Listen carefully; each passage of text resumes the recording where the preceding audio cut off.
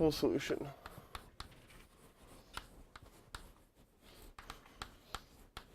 Of the vibrating string problem.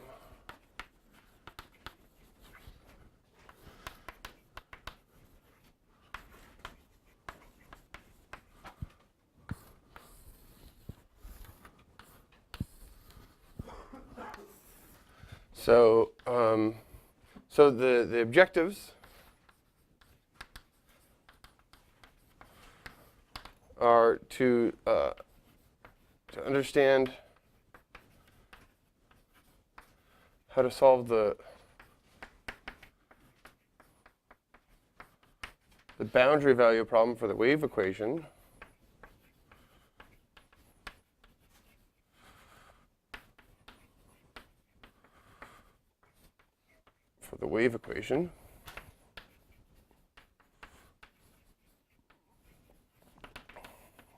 And I guess this also goes under separation of variables.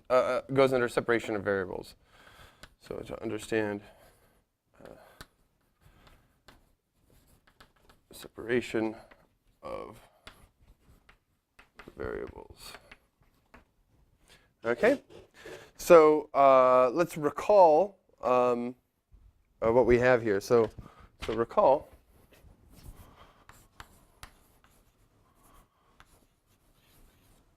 Let's recall the boundary value problem.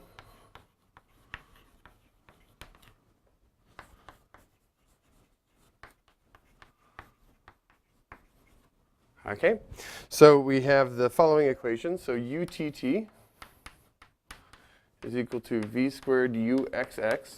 So it's a function of two variables. We have here that it's going to be fixed at one endpoint and another endpoint. So this is a length of a string.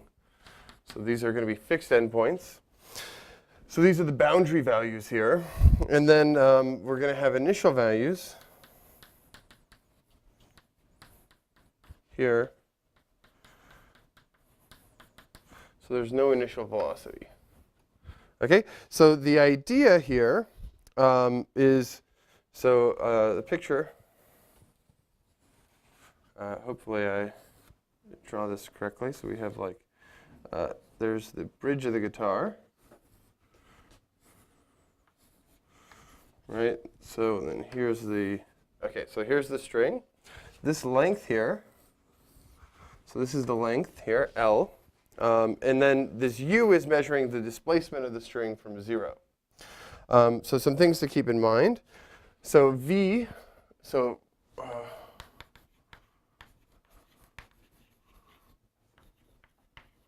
V is the square root of T over mu. So T is the tension. So this is the velocity, string velocity. So, and then I put a link at the bottom of the page which has a bunch of things for guitar strings, like the linear density and the tension that you're supposed to have a guitar at. And so this is for, like, say, for an E string, I think on an acoustic guitar. All right, so the tension is, so I guess they'll do it in kilograms, right? But I guess you could do, yeah, so, and then mu is,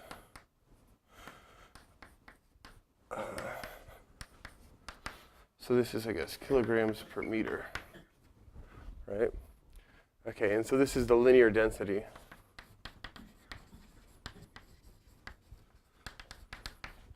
And this thing is the tension. Okay, so we have these things here.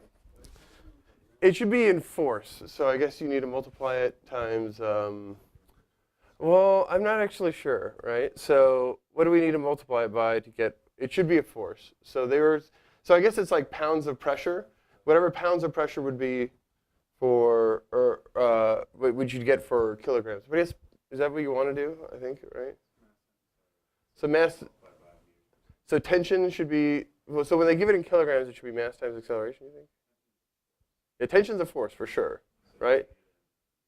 Yeah, so I guess it'd be newtons. And newtons is kilograms per meter squared. Okay, so then this should be, let's say, newtons here. Okay, so meters per second squared. Meters on top. Meters, kilograms times meters, second squared, like this. Okay, as you can see, I'm not a physicist. Okay, so I think these are the numbers that we want to plug in to actually get something. Okay, so we had our example U naught here. So here, so we had this thing be, so I guess we need to pick an h too. So we had this h times the length over 2, x, h minus h length over 2, x minus L over 2. This is for x in 0, L over 2. And this is x L over 2 to L. I didn't tell you what the length is. So the length is about, so what's L? So this was about 32.38 centimeters. And so this measures from the bridge to the nut. So this bridge to the place where you put it right there. Okay? All right. Okay, and so the picture of this U naught is, right, so we start here. And then this has height h at L over 2. And then it'll have L here. Okay, and so it's just a line like this. Okay, so that's what we have. All right, and so let's talk about the solution of this thing. So the solution of the problem was done by separation of variables. So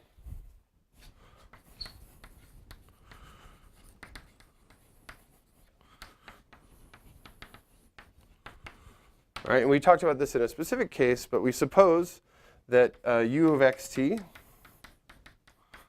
looks like x of x and t of t. So we have two functions, one that depends on x and one that depends on t. And then when we plug this in, right, what do we get? So we get that x of x, t prime prime of t, is equal to v squared. So then x prime prime of x, t of t, like so. Okay, and so this tells us that t prime prime over t, 1 over v squared, over t of t.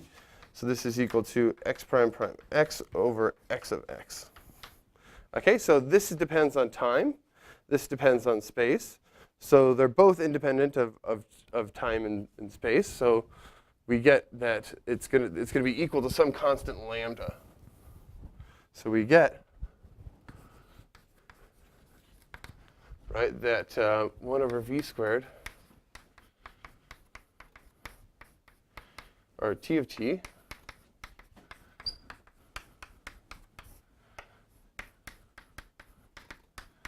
okay, so this is some lambda. All right. So then, what do? So now we're going to get the boundary value problem for the x. Okay?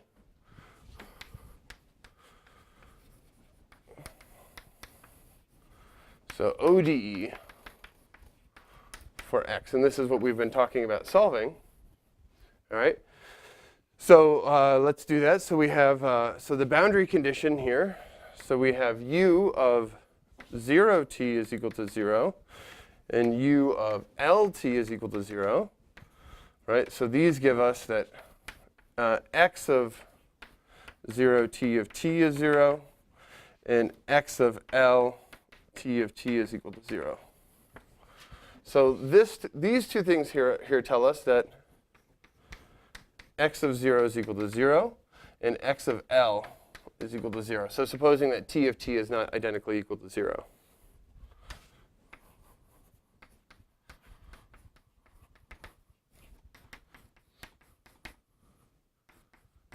Okay, so this gives us the ODE, right? So now we'll get we have the ODE. It's like this. So we have the following.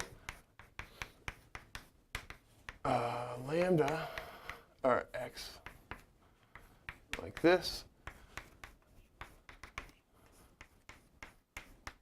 So we have these two things. So this is our boundary value ordinary differential equation. All right, and so now we're going to solve this. We solve this differential equation, right? So we solve this.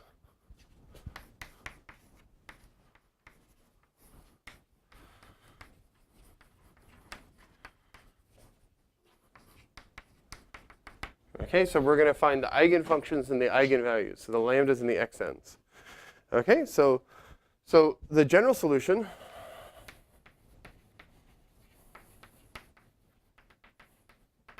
so here we have m squared minus lambda is equal to 0. So m is equal to plus or minus the square root of lambda, right? And then x is equal to c1 e to the mx plus c2 e to the minus mx. Okay, so I'm just going to fix m to be one of these. Let's say the positive one.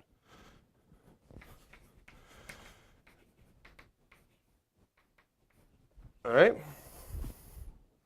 Okay, so this is the general solution. So now we apply our boundary values.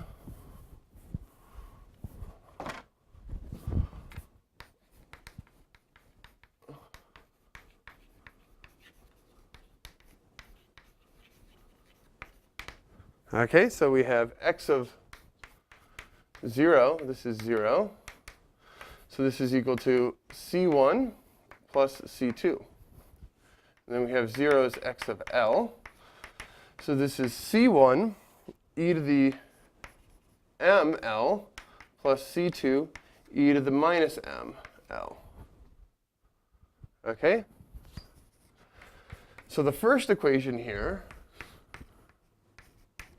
so by 1,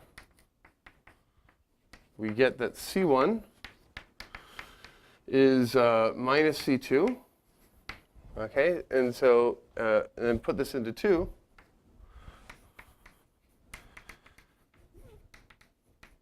Into 2, it gives the following, that c1 e to the ml minus c1 e to the minus ml is equal to 0. So this equation is the same thing as c1 e to the ml minus e to the minus ml. So we have it like that. So c1 is equal to 0, or e to the ml minus e to the minus ml is equal to 0. Okay, and this one leads to the trivial solution, right? So if c1 is equal to 0, and that's like what happens a lot of the time, not all the time. Right? We could do this separation of variables things, and we can get c1 maybe not leading to the trivial solution. Trivial solution.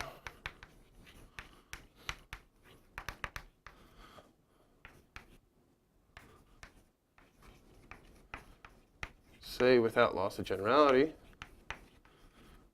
Without loss of generality, that c1 is not equal to 0. Okay? So this gives us that e to the ml minus e to the minus ml is equal to 0. So e to the ml is equal to e to the minus ml. Okay, and this tells us that e to the 2ml is 1.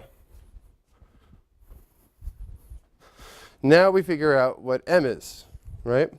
So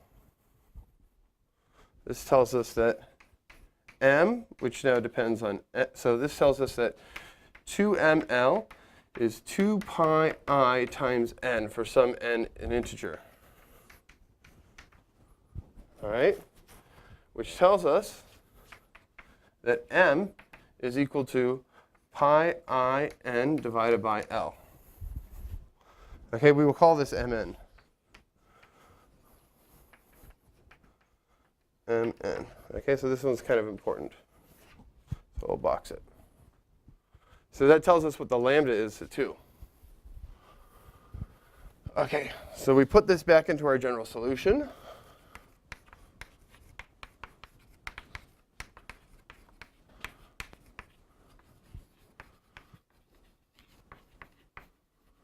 Okay, so when we put it into our general solution, we get, so still we have this thing that C1 is equal to, C2 is equal to minus C1. So x of x is C1 e to the m t plus, or let's say minus C1 e to the minus mt, or mx, x is here, because we're doing x.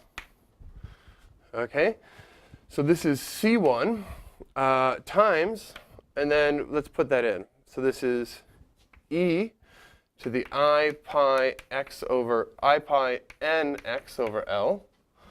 So this is e to this minus e to the minus I pi n x over L, like this.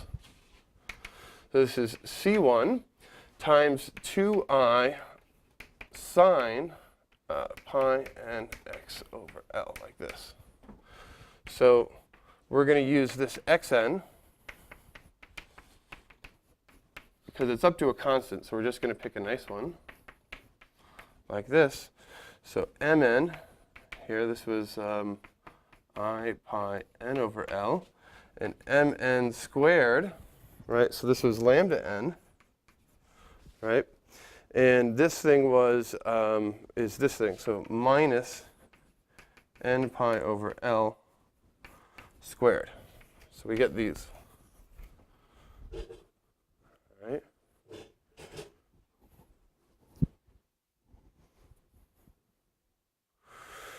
Okay, so let me just pause for a second.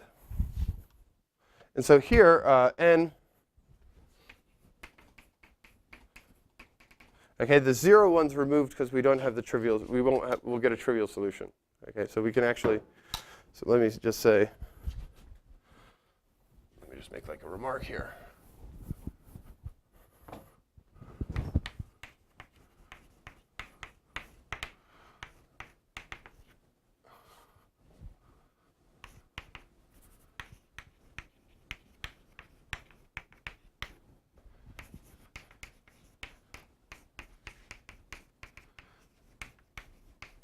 Okay, so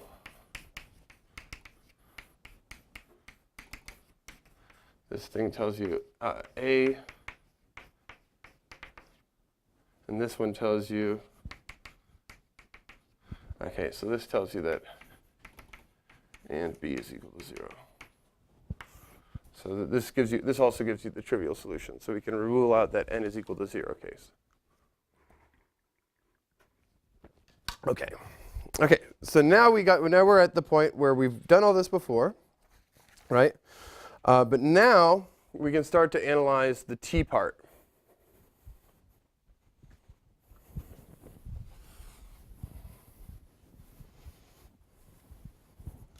So we can now look at the ordinary differential equation.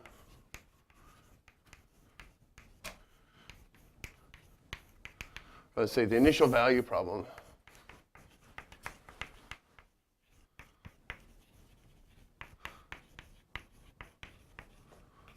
For t. Okay. So so we're looking for solutions xn, tn. All right, and so we're given this differential equation. So 1 over v squared t tn prime prime over tn is equal to lambda n. Okay, so this is the other equation.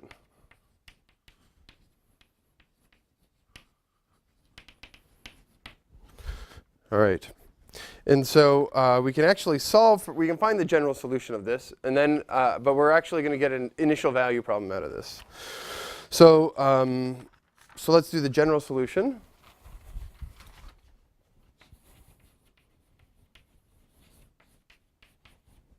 Okay, so Tn.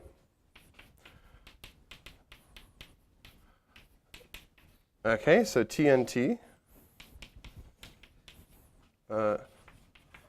is equal to something like C1 e to the alpha t plus C2. Let's say, okay, I'm just going to use C again, okay? E to the minus alpha t, where alpha, so alpha squared, well, let's write it like this. Alpha squared minus lambda n v squared is equal to 0. So this tells us that alpha is equal to plus or minus v times the square root of lambda n. Okay, so this is equal to plus or minus v times mn. All right. So now we need something to figure out what these constants are. More info.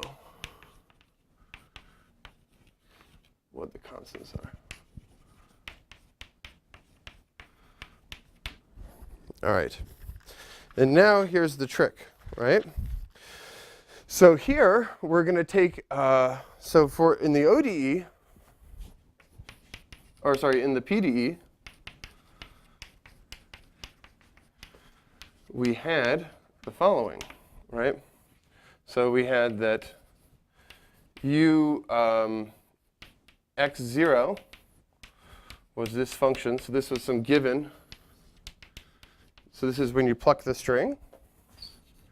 And utx0 was 0. Okay? So this is the initial function that we had.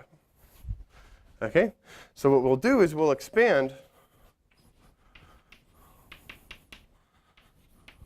an eigenfunction expansion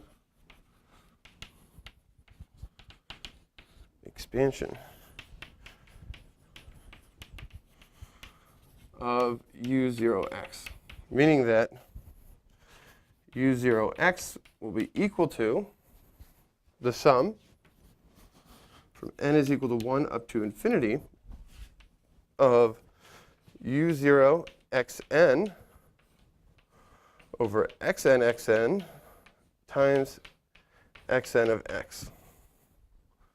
All right, so this is the trick.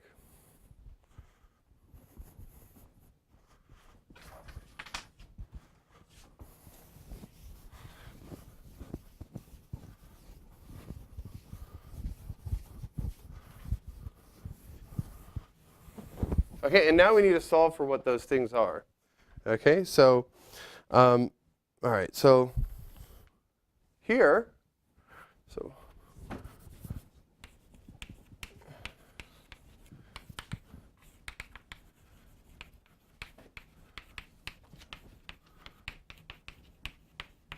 these coefficients are. Okay, so let me just say what this is. So this is the integral from 0 to L of, and then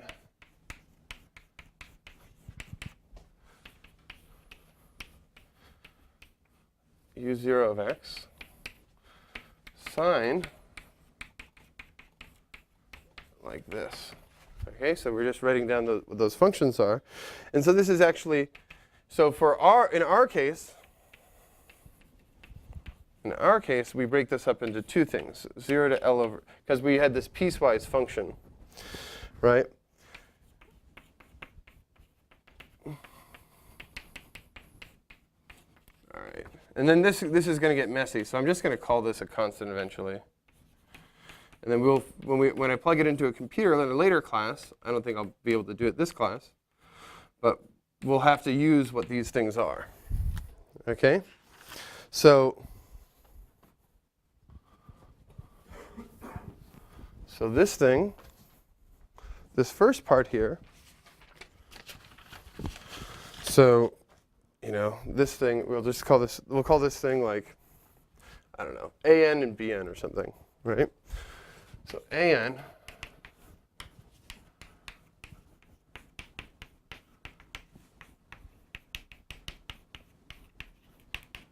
so this thing's actually equal to H divided by L over 2 x sine n pi x divided by L. Okay. Okay, and this thing is like the other one. So then I have some crazy formulas here for what these are, but let's just postpone that for a moment because like it's just a big integral, right? Okay, so this one here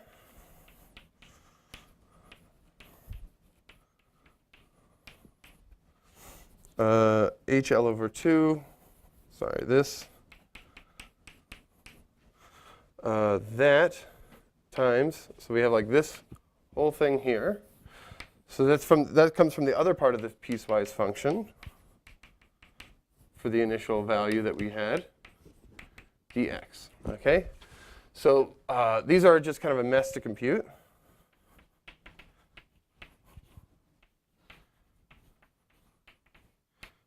And we'll do that in a bit, but okay.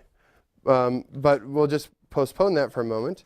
And then we also have the other thing, that we needed to compute. So this thing here is an plus bn.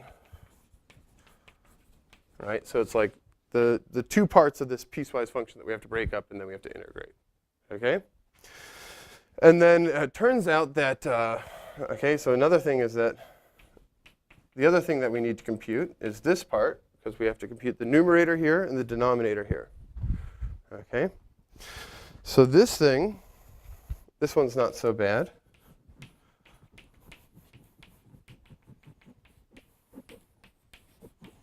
Okay, and this thing turns out to be, well, L over 2.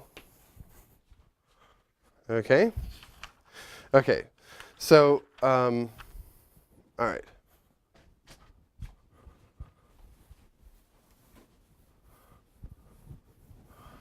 Okay, so now let's write out what these things are. So, okay.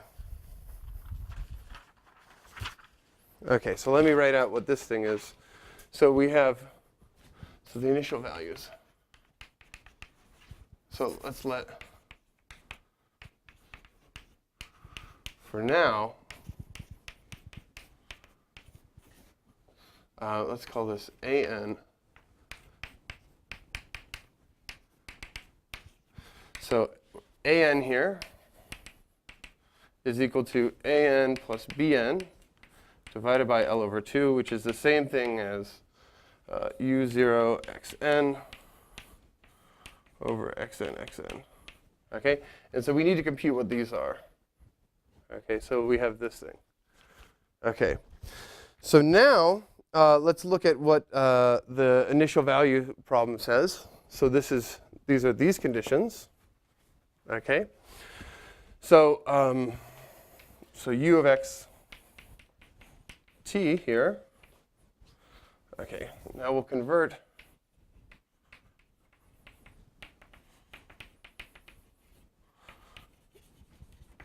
for the PDE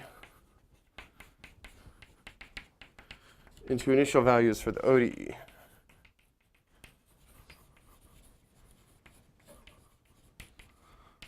So we expand and then we solve mode by mode. Okay, so U of x t, so this was the sum of some tnt xnx. N is equal to 1 up to infinity. Okay, and now I'm going to plug in exactly what I'm going to show what those equations are. So let me just copy them down. So we had this equation. So this was ux0 was u naught of x, and then ut of x0 was 0. Okay, and then using this equation, right, this is the same thing as saying n is equal to 1 up to infinity of tn0, right, is equal to the sum of an xnx. Right? And then we also have the other equation.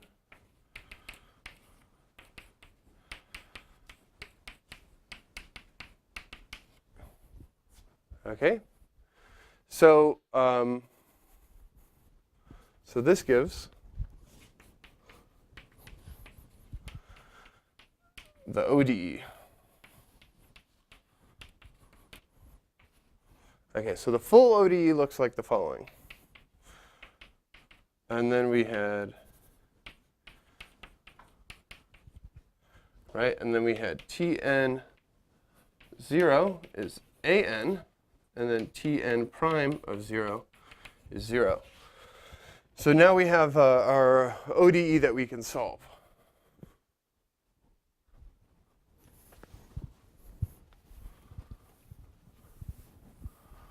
Okay, so we had our general solution for the first, yeah. Yeah.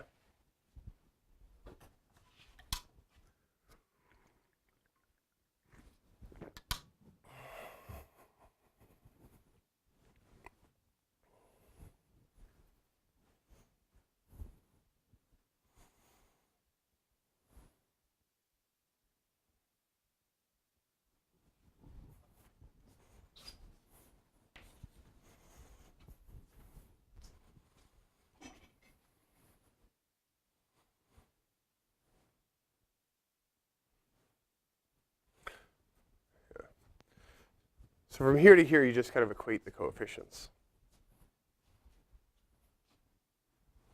So they're a basis.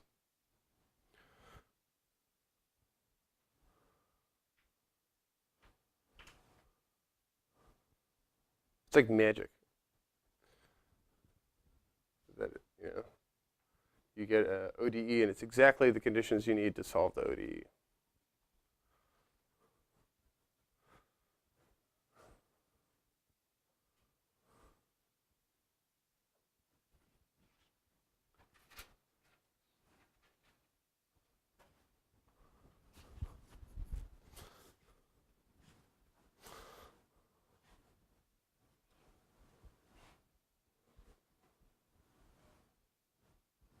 Okay, so our general ODE, so the general solution, so recall the general solution.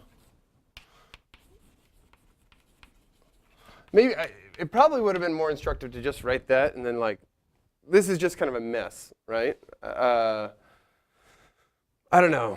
I probably shouldn't have written down this mess. I don't know. But we're going to come back to this in a later class, I guess. So like this part here is actually figuring out what those ANs are. Those are numbers that depend on these L's and H's, and if I actually plug in the L's and H's and everything from the numbers that I gave you at the very beginning, they're going to be actual numbers, right? So they're very specific things. Okay, and so our Tn was C1, right? E to the alpha nt plus C2 e to the minus alpha nt, where alpha n was mnv, and this was equal to pi I n over L times v. And v was the square root of tension over the linear density. Okay? So the initial conditions now, so we plug in our initial conditions. The initial conditions were here. So this thing is equal to C1 plus C2, and this is equal to AN, Tn prime of 0. So this is equal to alpha n C1 minus alpha n C2, and this is equal to 0. Okay, so I just took this thing and I plugged it into those initial conditions over there. Right? So the second equation, right? So this tells us that alpha n, so alpha n C1 minus C2 is equal to 0. And we know that this is not equal to 0. This implies that C1 is equal to C2. Right? So the first equation now,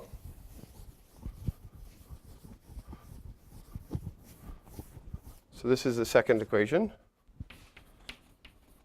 This is the first equation. So putting this into the first equation,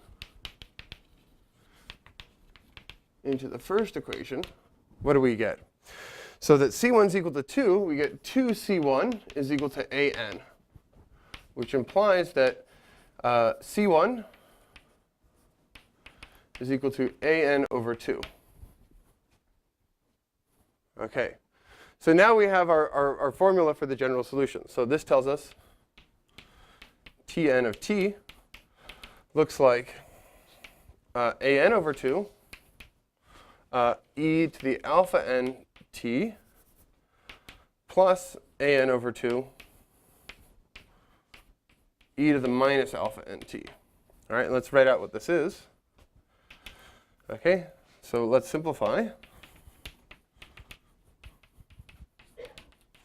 Okay, so we get an AN divided by 2 let me write that, the whole thing. TNT is AN divided by 2. And then we have E, and then alpha was pi I n over L times Vt minus, or plus e to the minus pi I n divided by L times V times t. Okay? Magically, this one is 2 cosine, so this is an over t, and this is 2 cosine of pi I n over, or sorry, pi I n V times t. Okay, so this tells us what TNT is.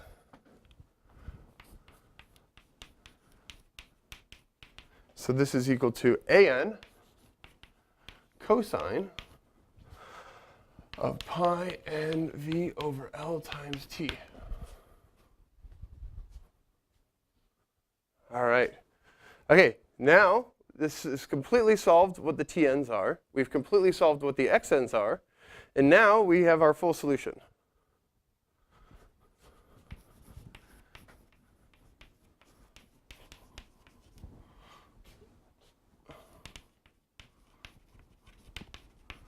What the XNs are.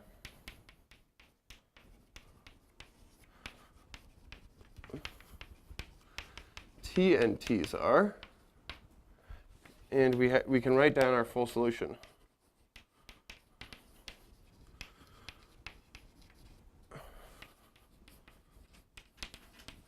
And let's write down our solution. So u of xt was the sum from n is equal to 1 up to infinity of, let's write the t's first. TNT XNT. That's how we did it. We expanded it. So what we did is we did the boundary value problem for x. So we have the boundary value problem. We converted this into the ODE boundary value problem, and we solved for the x's. The x's, we found out what the lambda n's are, right? And then this told us what these xn's had to be, right? The xn's had to be sine of n pi x over L. Okay? We also, after we figured out what these things had to be, we expanded our initial data, right, the initial value problem for the PDE into a basis like this. And that allowed us to get the coefficients for the ODE for this one. All right? And that allowed us to tell us that this was AN cosine. Oh, let's see. I have to. So this is AN cosine of n pi, and then we had Vt over L. Okay? And this is our solution. This is the solution.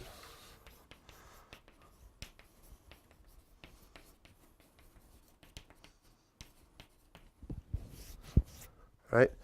So yeah, so this is the solution of our ODE, and so it kind of just remains to figure out what those ANs are, and then we can actually plug in the numbers and see the string do its thing, right? That'll be the solution of the vibrating string problem. Let's see where I am right now.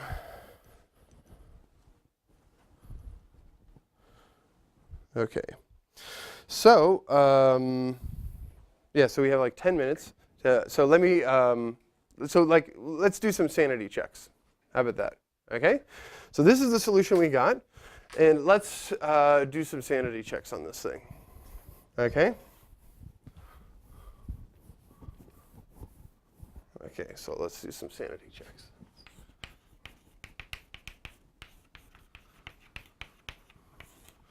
Okay, does it satisfy the initial conditions, right? So the initial conditions were the following.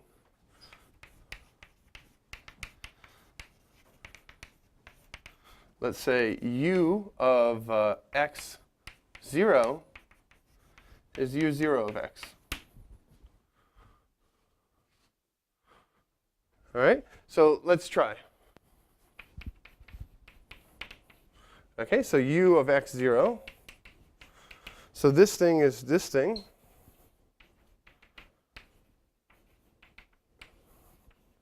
So n pi v over L times 0 times sine n pi x over L. Okay, that's what this is. So this thing goes to 1, right? And this thing is the sum from n is equal to 1 up to infinity of an sine n pi x over L.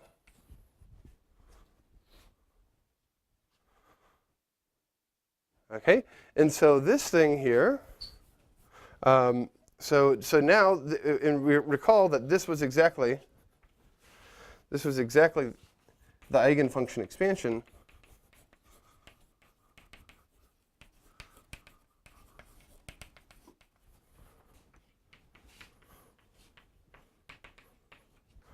for u0 of x, right?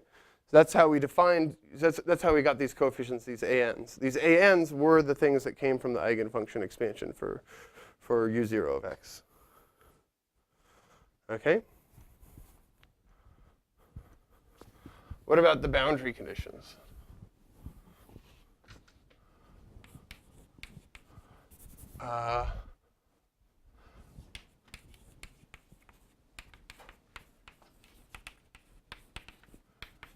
Boundary conditions. So the boundary conditions were u0t was equal to u of lt, which was 0.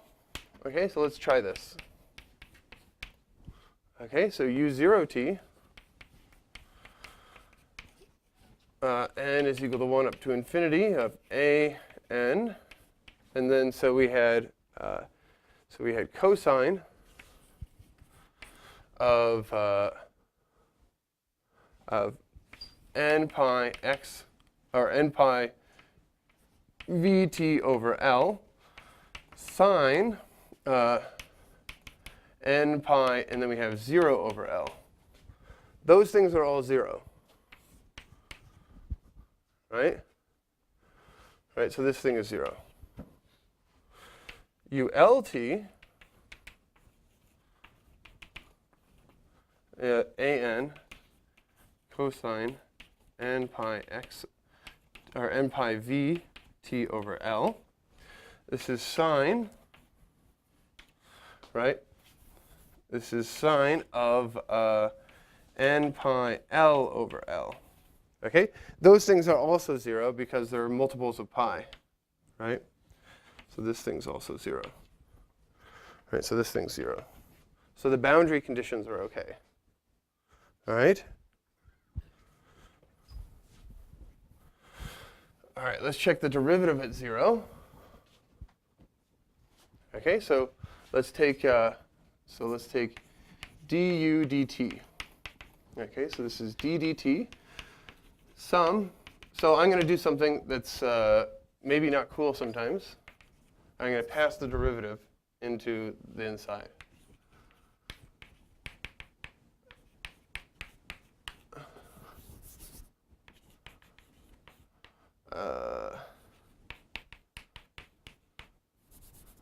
So we have this thing. Okay, so we take the derivative of this thing, and then we'll take the derivative of each of the parts, an, and then we're going to have a chain rule. So we have to take the derivative of cosine. The derivative of cosine is minus sine n pi vt over L. And then we have to do the chain rule, n pi v over L. And then this whole thing times, let me just get rid of this part, sine n pi x over L. Okay, so this thing is just really sum from n is equal to 1 up to infinity of an. Then we have a minus n pi v over L sine n pi vt over L sine n pi x over L. Okay, at t is equal to 0, you can see that this term vanishes.